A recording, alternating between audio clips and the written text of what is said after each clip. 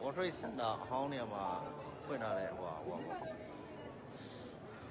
Apple iPhone တွေဟိုဟာတွေရောင်းတဲ့နေရာ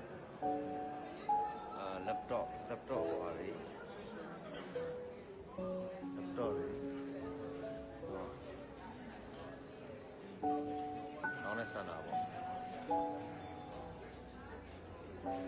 ရောင်းပါApple ဒါတော့ iPad တွေဒါ iPhone နဲ့ပတ်သက်တဲ့ AirPod ဟိုပါတယ်ချက်တွေပါတယ်တော့ဖုန်းပါတယ်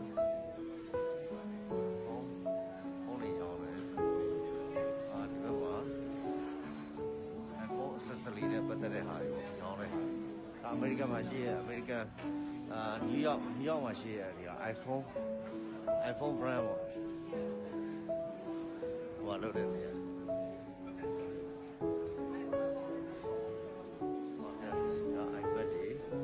iPad နာရီတွေဟိုပါတယ်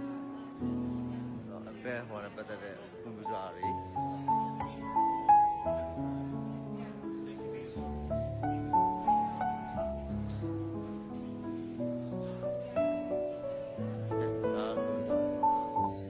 Apple ကွန်ပျူတာပေါ့ကွန်ပျူတာဟိုဒါတော့Apple ကွန်ပျူတာဟုတ်တယ်